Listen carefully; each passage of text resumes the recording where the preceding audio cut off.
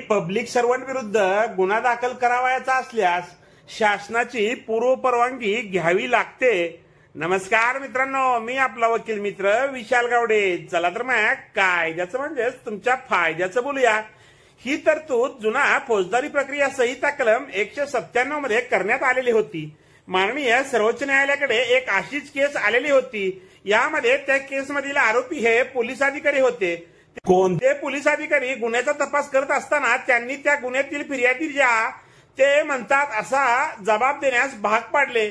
कोऱ्या कागदावर धमकी देऊन सह्या घेतल्या असा त्या पोलीस अधिकारी यांच्या विरुद्ध आरोप होता व त्यांच्यावर फिर्यादीने केस दाखल केली होती। हे प्रकरण माननीय सर्वोच्च न्यायालयामध्ये गेल्यानंतर माननीय सर्वोच्च न्यायालयाने चौधरी प्रवीण विरुद्ध पश्चिम बंगाल राज्य या केसमध्ये महत्वपूर्ण निर्णय दिलेला आहे।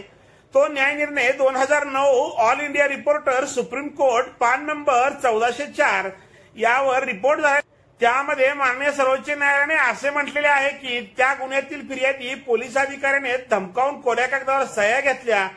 ते पोलीस अधिकारी म्हणतात तशा पद्धतीने जबाब देण्यास भाग पाडले म्हणून फिर्यादीने त्यांच्या विरुद्ध फिर्याद दाखल केली। त्या गुन्ह्यातील आरोपी पोलीस अधिकारी यांचे कृत्य ड्युटीचे भाग नाही।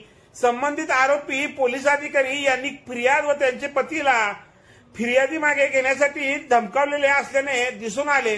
त्यामुळे हा ड्युटीचा भाग नाही, त्यामुळे त्याच्या विरुद्ध गुन्हा दाखल करण्यासाठी शासनाची पूर्व परवानगी घेण्याची आवश्यकता नाही असा निकष नोंदवून संबंधित पोलीस अधिकारी यांनी दाखल केलेली याचिका रद्द केली। व्हिडिओ आवडल्यास व्हिडिओला शेअर करा व कोर्ट कचेरी या युट्यूब चॅनलला सबस्क्राईब करा।